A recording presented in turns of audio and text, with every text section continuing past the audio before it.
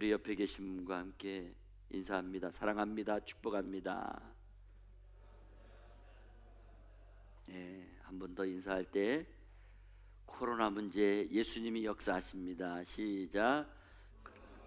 예수님이 역사하십니다.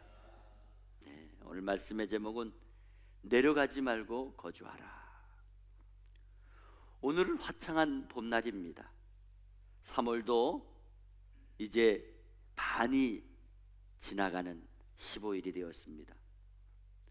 봄의 태동을 느끼면서 많은 사람들이 들이나 산으로 야외로 봄맞이 놀이를 가던 그런 주일입니다. 그런데 모든 사람들이 코로나19로 인해서 아직도 겨울을 떠나보내지 못한 채 안절부절 불안에 떨고 있습니다.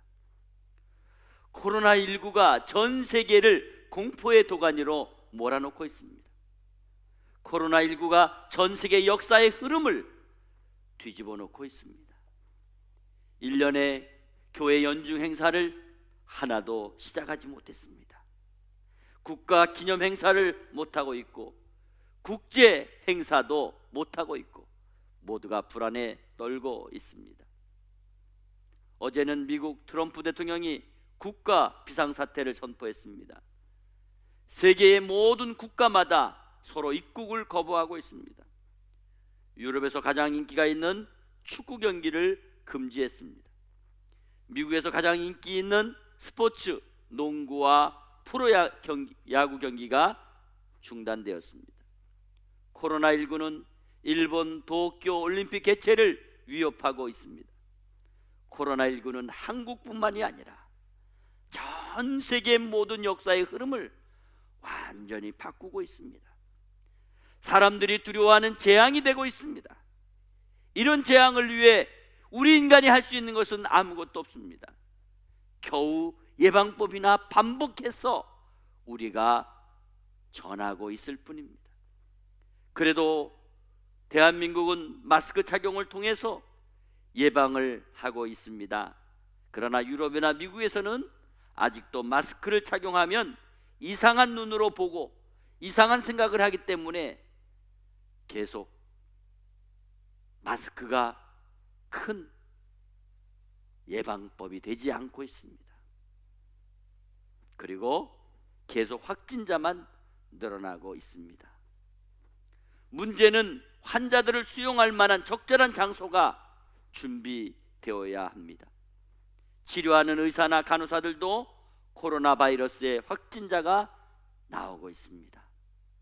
아직 백신도 없고 치료약도 없고 국가적으로나 의학적으로나 뚜렷한 대책도 없습니다.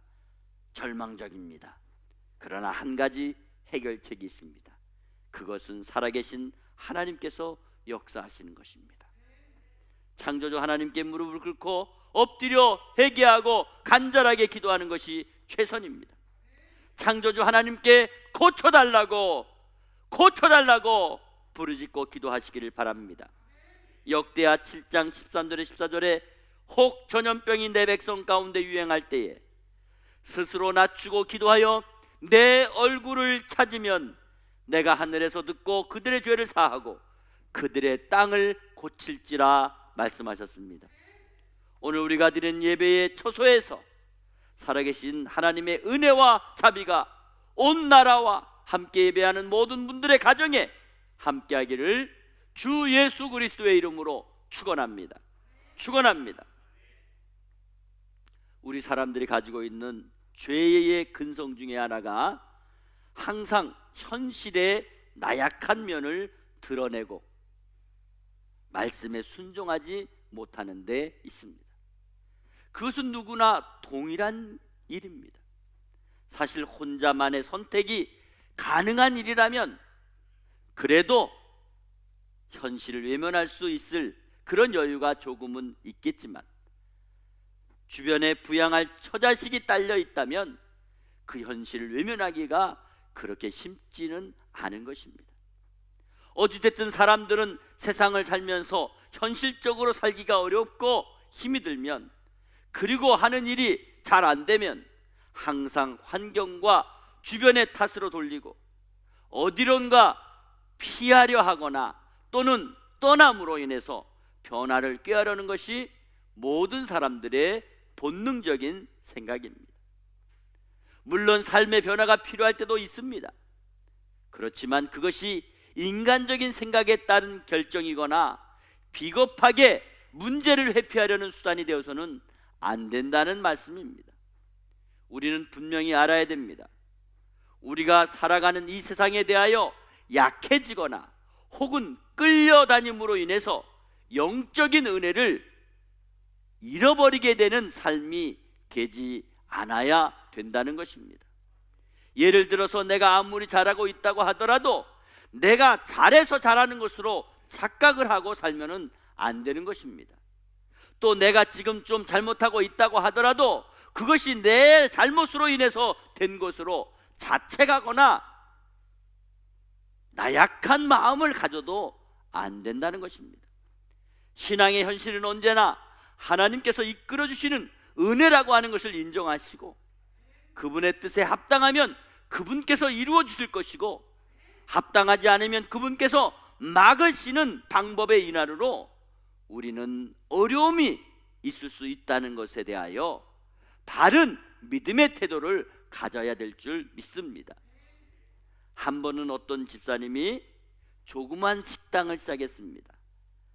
장사가 얼마나 잘 되는지 돈을 많이 벌었습니다. 그리고 교회 헌금도 많이 하고 교회 봉사도 많이 하고 그 교회가 이전할 때 아주 굉장히 많은 헌금을 하셨던 분입니다. 그때만 해도 그 집사님께서는 당신이 음식을 맛있게 해서 식당이 잘 되는 줄 알았습니다. 그래서 자신의 음식 솜씨를 믿고 아주 몫이 좋은 곳에 가서 식당을 계약하고 그리고 그곳에서 크게 식당을 시작했습니다.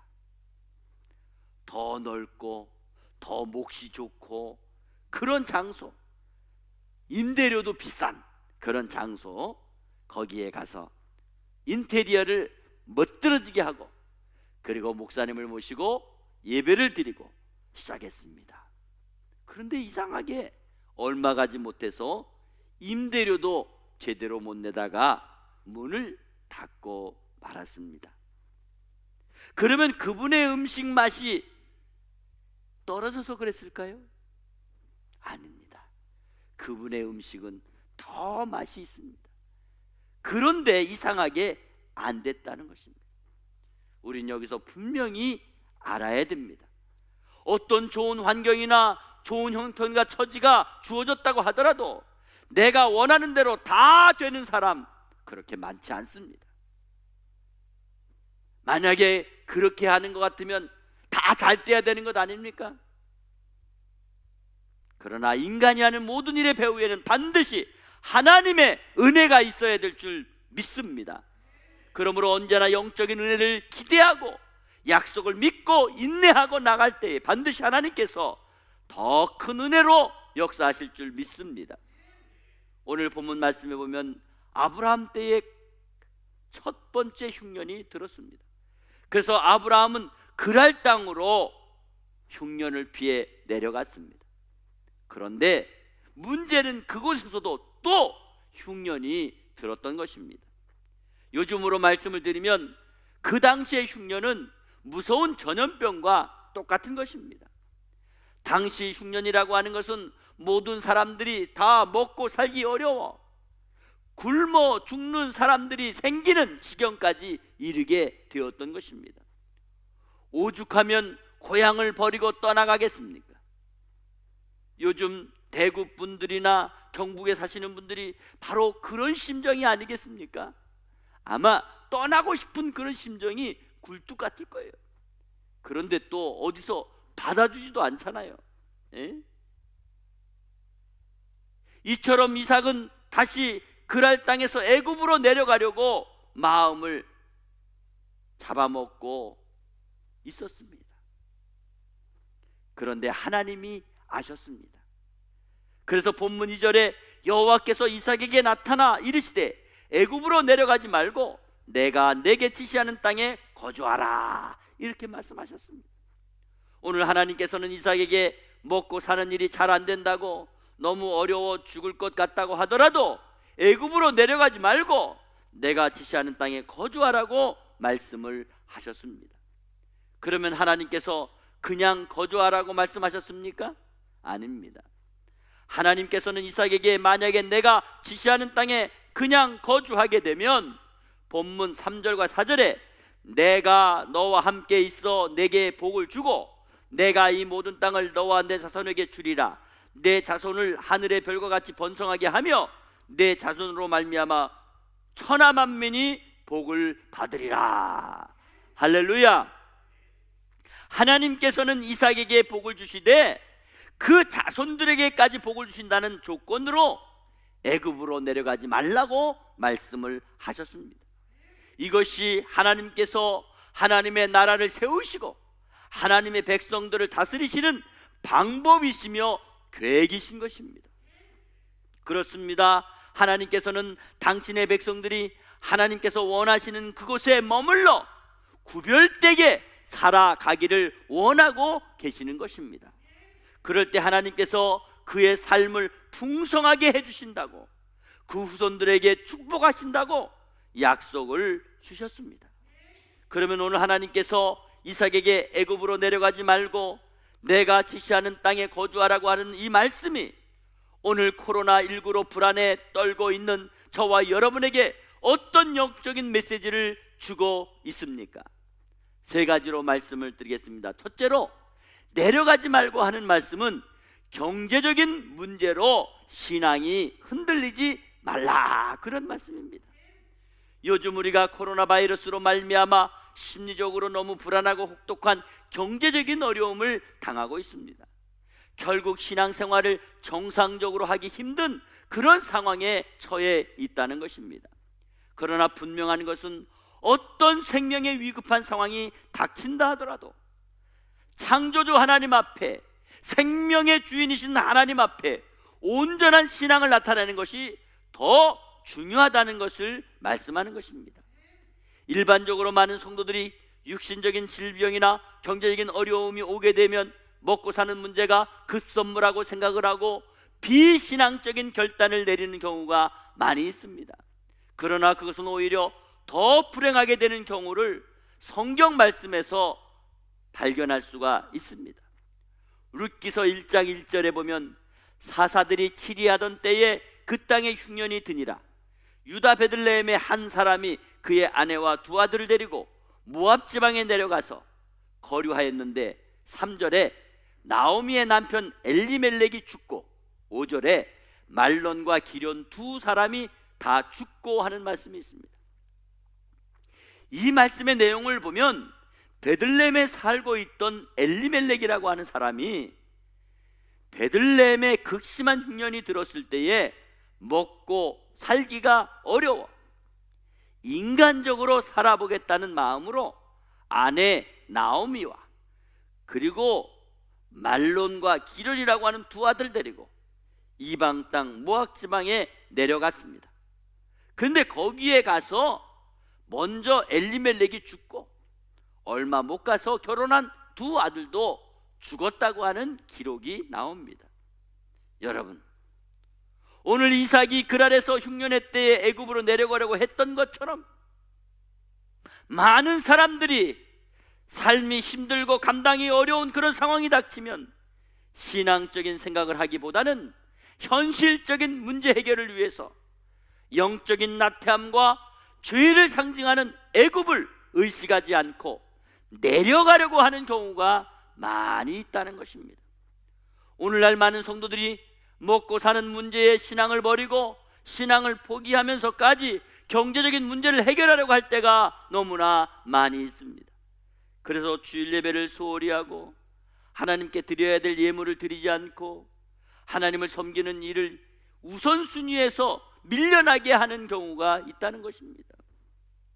사랑하는 성도 여러분, 미국의 역사지만 처음 미국이 그 청교도들이 미국에 정착했을 때 그들은 움막에 살면서 제일 먼저 하나님께 예배드리는 장소를 건축했습니다. 먼저 하나님 우선주의의 모습을 나타냈습니다. 그리고 그 다음에 학교를 건축했습니다. 그리고 마지막으로 자기들의 살 집을 건축했습니다. 지금 당장 생활이 불편하고 힘들고 어렵지만 먼저 살아계신 창조주 하나님께 예배드리는 것을 더 중요하게 생각하고 교회를 세워 예배드리고 학교를 세워 가르치고 그들의 영적인 바른 선택이 오늘날 세계 제1의 대국을 이룰 수 있었다는 것입니다.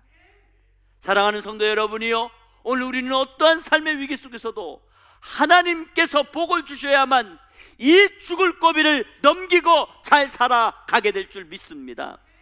그러므로 언제나 어떤 어려운 상황이라도 하나님 우선주의로 흔들리지 않는 신앙이 되시기를 바랍니다. 두 번째로, 내려가지 말고 하는 말씀은 어려울 때도 하나님께서 함께 해주신다는 말씀입니다. 오늘 보면 3절에 이 땅에 거류하면 내가 너와 함께 있어 내게 복을 주고 하는 말씀이 있습니다. 여기 보면 내려가지 말고 주께서 지시하는 땅에 거주하게 되면 주께서 함께 동행해 주신다고 말씀하셨습니다. 임마누엘의 하나님이십니다. 우리가 광야와 같은 험한 세상을 살아가면서 가장 우리들을 힘들게 하고 어렵게 하는 것은 외로움입니다. 고독입니다. 우리가 정말 육신적으로나 경제적으로나 어려움을 당할 때, 힘들 때 누군가 나를 위로해주고 나와 함께 있다면 우리는 힘이 나지 않습니까? 나 혼자만 어려운 일을 당하는 것처럼 생각될 때에 더 견디기가 어려울 것입니다. 나 혼자 아프고 나 혼자 힘들고 나 혼자 안 된다고 하는 현실은 더욱더 우리 자신을 비참하게 초라하게 만들 수 있는 것입니다. 이처럼 사탄은 항상 우리가 고난 가운데에 어려움 가운데 힘들어할 때 우리 귀에다 이렇게 속삭입니다. 그래, 너 예수 믿어봤자 힘들잖아. 너 혼자 그렇게 잘 믿는 척 해봤자 너 지금 어렵잖아. 하나님이 도와주신다고 하면서 네가 왜 아픈 거니? 왜 너만 어렵니? 너 아무리 그렇게 믿어봤자 소용없잖아. 현실이 봐. 지금 하나님께서 너를 도와주시는 것 같이 보이니? 내 주위를 돌아봐. 아무도 없잖아. 다 떠나갔잖아. 그럴 때 우리는 아무것도 생각이 나지 않을 것입니다. 그리고 우리 눈에 보이는 대로, 우리 귀에 들려지는 대로, 내가 당장 할 수 있는 그대로 움직일 수밖에 없는 현실의 모습을 보게 됩니다.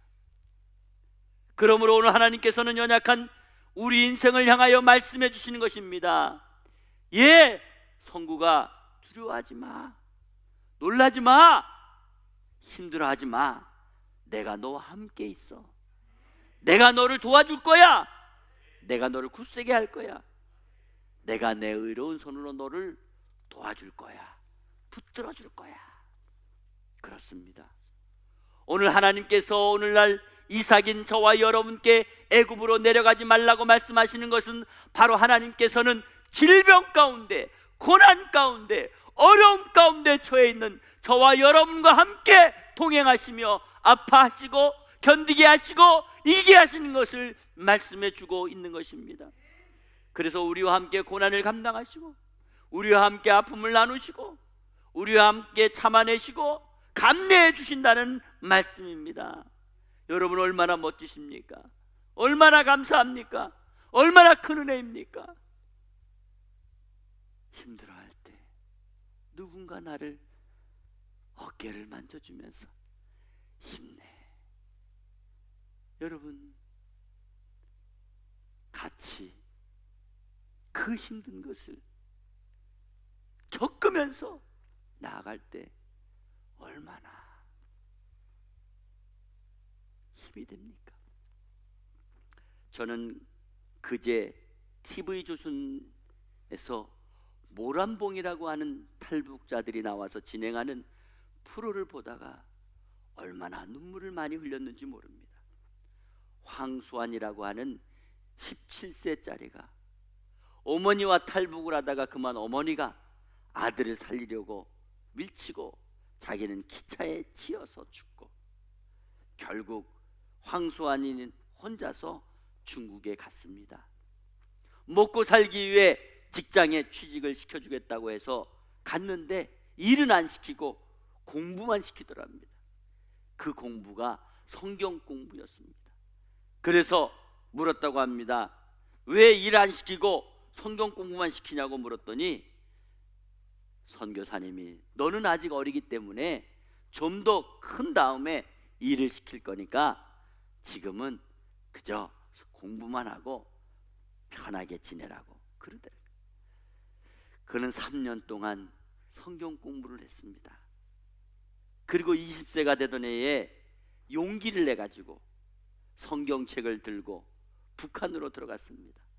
그리고 친구들에게 복음을 전하다가 성경 소지 및 종교 유포죄로 징역 15년을 선고받고 지내다가 김일성의 생일 때 감형이 돼가지고 총 9년 8개월 동안 복역을 하고 나왔습니다. 그때 교도소 생활하는데 너무 처참했답니다. 동재련소는 여러분 쇠 동 있잖아요. 그 재련소에서 하루 8시간 일하고요, 감방에 다시 갇히는데 식사는 주먹밥 하나, 반찬은 염장무, 짠무 하나, 그리고 짠 국물, 그거 먹고 돌아서면 배가 고프고, 그래서 쥐도 잡아먹고 깨구리도 잡아먹고 뱀도 잡아먹고, 심지어 쓰레기장에 버린 염장무 쓰레기나 또 소똥에 묻어있는 강냉이를 대충 닦아서 먹으면서 서러움에 눈물을 흘렸다고 합니다. 그런데 그는 교화소 생활이 힘들었지만 오히려 그때 신앙이 좋아졌다는 겁니다. 그는 하나님께 기도했다 그래요. 하나님, 배고프지 않게 해주세요. 배고프지 않게 기도해주세요. 배고프지 않게 기도했다는 그 말을 듣는 순간 목이 메이고 눈물이 나서 한참 동안을 울었습니다. 배고프지 않게, 먹고 싶지 않게 해달라는 기도가, 그런 기도가 있습니까? 먹을 것을 많이 달라고, 좋은 옷 입게 해달라고 하는 그런 기도가 아니라 안 먹어도 배고프지 않게 해달라는 그 기도, 그 기도를 응답받고 자기는 견딜 수 있었다는 거예요. 그리고 지금 풍성한 한국에 와 있지만 그때 위가 작아져 가지고요, 많이 먹을 수가 없대요. 풍성한 한국에 왔지만 많이 먹으면 부담이 돼서 먹지를 못한대요. 그는 지금 믿음으로 간증을 하면서 다니고 있습니다. 그렇습니다. 하나님께서 함께 하심이 얼마나 큰 은혜인가를 깨닫기를 바랍니다. 세 번째로, 내려가지 말고 하는 말씀은 하나님의 약속을 믿고 기다리라는 겁니다. 오늘 본문 3절 말씀을 다시 보면, 이 땅에 거류하면 내가 너와 함께 있어 내게 복을 주고 내가 이 모든 땅을 너와 내 자손에게 주리라. 내가 내 아버지 아브라함에게 맹세한 것을 이루어, 이렇게 말씀했습니다. 오늘 하나님께서 아브라함에게 애굽으로 내려가지 말라고 하신 것은 바로 오래전에 아버지 아브라함과 하나님께서 약속하셨던 그 사건을 상기시켜주고 있습니다. 하나님께서는 약속의 하나님인 줄 믿으시기 바랍니다. 하나님께서는 지금 당장이라도 모든 일을 다 도와주실 수 있는 그런 분이지만 약속을 하셨기 때문에 그 약속대로 기다리다 때가 되면 축복해 주신다고 말씀해 주시는 것입니다. 솔직히 사람들은 약속을 하고도 잘 잊어버리고 사정에 따라 부도 처리될 때가 많이 있지만은 하나님께서는 약속한 것을 절대 잊지 않으시고 지키시는 분임을 믿으시기 바랍니다. 창세기 28장 13절에 보면 야곱이 형 에서로부터 도망을 치다가 밤중에 벌판에서 잠패 돌베개를 자고 있을 때에 하늘로부터 사닥다리가 내려와서 천사가 오르락 내리락 오르락 내리락 하다가 하나님으로부터 음성이 들렸습니다. 나는 여호와니 내 조부 아브라함의 하나님, 이삭의 하나님이라. 내가 누워있는 땅을 내가 너와 내 자손에게 주리라. 들려주셨던 음성이 있습니다.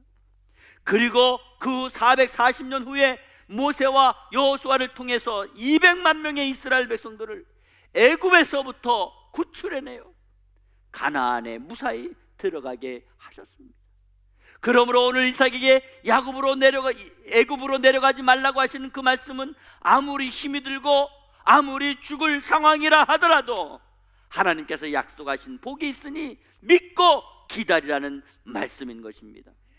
사랑하는 성도 여러분이요, 이 험한 세상에서 살면서 생각지 않았던 어려운 일이 생기고 문제가 일어나고 시련이 닥치고 죽을 위기가 닥쳐와도 세상으로 피해 내려가지 마시기를 바랍니다. 이삭과 같이 주님께 피하시기 바랍니다. 그럴 때 하나님께서 책임져 주시고 약속하신 때가 차면 반드시 축복하실 줄 믿습니다. 오늘 봉독한 창세기 26장 12절 13절에 이렇게 말씀합니다. 이삭이 그 땅에서 농사하여 그 해에 100배나 얻었고 여호와께서 복을 주심으로 그 사람이 창대하고 왕성하여 마침내 거부가 되어. 할렐루야. 그렇습니다. 하나님께서 내려가지 말라고 하신 그 말씀의 배후에는 우리가 상상할 수 없는 하나님의 축복이 예비되어 있었다는 것입니다. 흉년의 때에 100배나 얻었습니다. 복을 주심으로 창대했습니다. 왕성했습니다. 마침내 거부가 되었다고 하는 이 말씀은 오늘 사는 저와 여러분에게 얼마나 통쾌한 역전의 삶이 될 줄을 믿고 나아가시기를 바랍니다. 사랑하는 성도 여러분, 코로나19로 인하여 절대 불안한 생각이나 흔들리는 신앙이 되지 않기를 바랍니다. 내려가는 신앙이 되지 않기를 바랍니다. 약해지지 않는 신앙이 되지 않기를 바랍니다. 주님과 멀어지는 신앙이 되지 않기 바랍니다. 반드시 하나님께서 우리와 함께 해 주실 줄 믿습니다. 약속을 믿고 기다리면 우리가 상상할 수 없는 엄청난 은혜로 채워 주실 줄 믿습니다. 오히려 불안하면 불안할수록 더 주님께 피하시기를 바랍니다. 오히려 안 되면 안 될수록 더 주님을 찾으시기 바랍니다. 오히려 어려우면 어려울수록 더 주님을 바라보시기 바랍니다. 그럴 때 주님께서 도와주시고 함께 동행하시고 약속을 이루어 은혜가 넘치게 하실 줄 믿습니다. 이 코로나19가 시편 91편의 말씀이 되어 이는 그가 심한 전염병에서 건지실 것이미로다. 화가 내게 미치지 못하며 재앙이 내 장막에 가까이 오지 못하리니 그가 너를 위하여 그의 천사들을 명령하사 내 모든 길에서 너를 지키게 하심이라. 아멘. 아멘. 이 은혜가 전 세계와 우리나라 그리고 모든 믿음의 가정, 믿음의 사람들 위해 충만하게 되시기를 주 예수 그리스도의 이름으로 축원합니다. 축원합니다. 축원합니다.